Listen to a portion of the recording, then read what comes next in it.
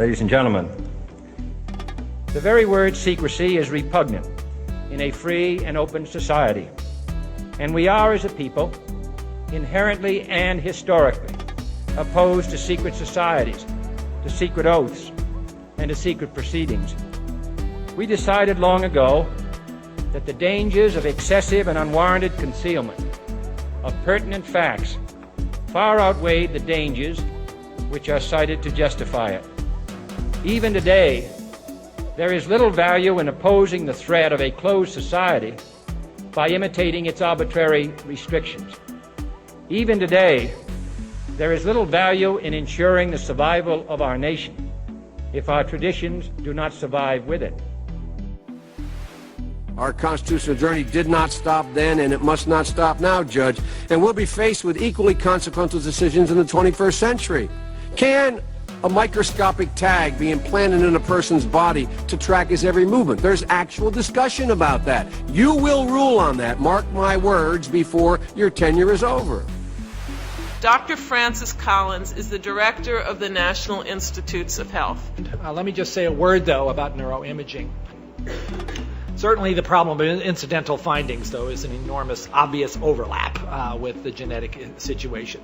MRI scans often give things you didn't expect, and often they're things you don't know what to do with. UBOs, they're called unidentified bright objects.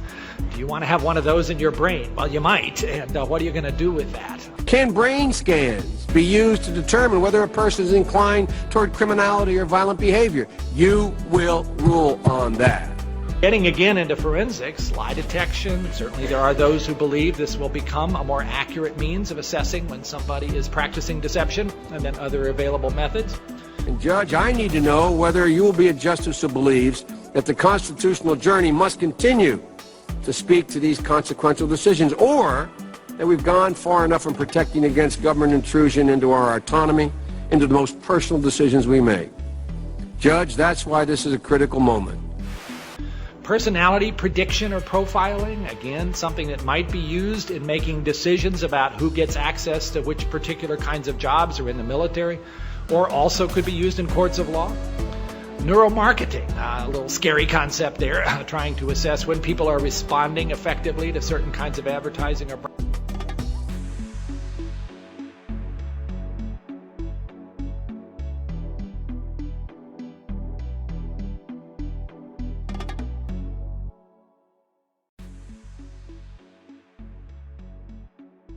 Security Subcommittee on Counterterrorism, Law Enforcement, and Intelligence will come to order. The purpose of this hearing is to receive testimony from expert witnesses from the national security realm that will inform our understanding of anomalous health incidents, or more commonly known as Havana Syndrome. I now recognize myself for an opening statement. Good afternoon and welcome to the Subcommittee on Counterterrorism, Law Enforcement, and Intelligence. We're holding this important hearing to examine anomalous health incidents, otherwise known as AHIs or Havana Syndrome, and discuss the potential targeting of U.S. government officials and their families in the homeland and elsewhere. Although this issue has recently gained significant media attention, the issues surrounding anomalous health incidents or Havana Syndrome are not new. Dating back to 2014, a number of U.S. diplomatic, military, and intelligence officials and their families have reported major medical symptoms that have affected their auditory and sensory motor skills. These issues became public in late 2016 after a group of Canadian diplomats and U.S. government employees and their families assigned to the U.S. Embassy in Havana, Cuba, began experiencing similar symptoms. After the reported incidents in Havana, government officials and their families began reporting similar symptoms in the People's Republic of China, Vietnam, Germany, Austria, Serbia, Australia, Taiwan, Colombia, as well as here in the United States. Examine the anomalous health incidents affecting a range of U.S. national security personnel, including intelligence officials, members of our armed forces, and diplomats. Sometimes referred as Havana Syndrome, anomalous health incidents were first reported, as the chairman suggested, back in 2014 by U.S. personnel assigned to our embassy in Havana. Many have described the symptoms that were chronic and debilitating. Sadly, these incidents have not been isolated to Havana. U.S. personnel have reported such incidents as Hanoi, Vienna, London, Moscow, as well as here in the United States, in Washington, D.C., Virginia, and Pennsylvania. Mr. Chairman, ranking members, congressmen, it is an honor to speak with you today and give voice to the unseen, the U.S. government, AHI survivors, and their families. My name is Greg Edgreen. I stood up and led the DIA's task force, which was in charge of taking care of our survivors and determining the cause. For background, I'm not an analyst. I'm a retired Army and intelligence officer. The following are my personal opinions and do not represent the opinions of the government. Given the classification of this topic, many of my comments will have to be made at a future closed-door session. As a country, we have been here before. Most people think this all started in Havana in 2016, the widely reported Havana Syndrome. This led to the U.S. withdrawing most of its staff and ending rapprochement between Havana and Washington. But before Havana Syndrome, there was the Moscow Signal. Soviet intelligence bathed the U.S. Embassy in Moscow with microwave transmissions. The health effects were similar to what we see today. There are many examples of syndromes and ailments from Americans injured in the line of duty that the government did not recognize for many years, which were eventually proven. Agent Orange used in Vietnam, the Gulf War syndrome, burn pits during the forever wars of Iraq and Afghanistan. In all of these examples, America took too long to acknowledge these injuries, and our service members languished without care. Havana Syndrome is no different. The gaslighting of AHI survivors continues to this day as history repeats itself. Throughout all this, I learned America's best men and women in national security are being targeted and neutralized in a global campaign. AHIs have been reported in the press in every continent except for Antarctica, with a large percentage of these attacks occurring in the homeland, an American, in this town. Disturbing. Before I get to my questions, I just want to reiterate that we're going to do everything we can to assure that the victims, those that are suffering, will receive consistent health care for what is ailing you. But Mr. Edgren, the evidence, no intentional attack.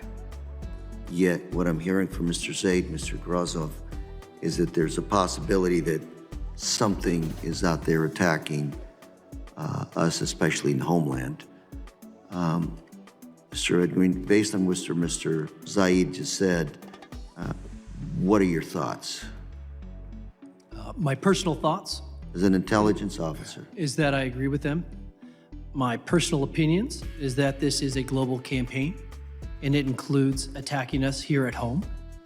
It is a strategic issue that is going to impact us. Is this a attack by the Russians, just the Russians, and is it against the U.S. solely or other allies as well? I have to be careful what I say here. So let me say this. And if I can, say what you can. And if you gentlemen feel better talking about this in a more secure setting, I'll start by we can saying work this. on that as well. Congressman, thank you for the question. Give me 20 minutes in a skiff and I'll convince all of you. I know where the bodies are buried. I know the cabinets to look in, the questions to ask, and the people to subpoena. I will say that this is a global campaign and it's focused on attacking our people, the best of our people. It's not the middle-range people that are being attacked. It's those that are succeeding and providing work that winds up on the president's desk every morning. So it's a massive issue. It's something that doesn't come to light, and it's something that, especially with the Department of Defense survivors, the unseen, they're totally left out of this because the Havana Act doesn't cover your active duty members. They're told to go to the VA, but there's no VA diagnostic code, so we're not getting them care. It's not consistent. We have funding available that's allocated that we could provide to take care of all of our people in our government. We're not using it. That's why I'd urge you to contact the Defense Health Program.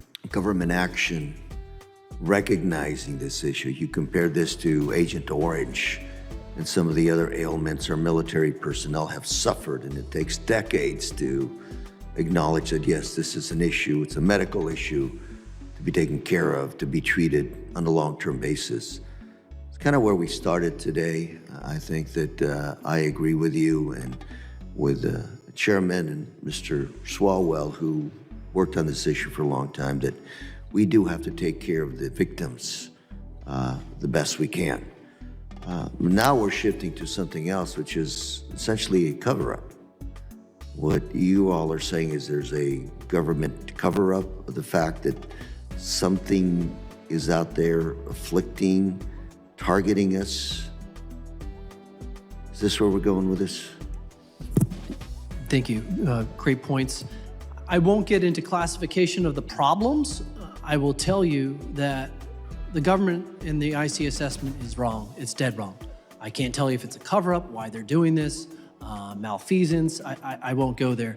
What I can tell you is that it's my firm belief we already have attribution. Right now is the time for action, retribution, and we need to prioritize taking care of our people, because there's a lot of survivors and their families that have been attacked here in the homeland that are in a long wait line to get to Walter Reed because we're not executing funding that's already been allocated by you gentlemen to take care of these survivors. You fix Walter Reed and the Defense Health Program, everyone benefits. Mr. Zaid. So, sir,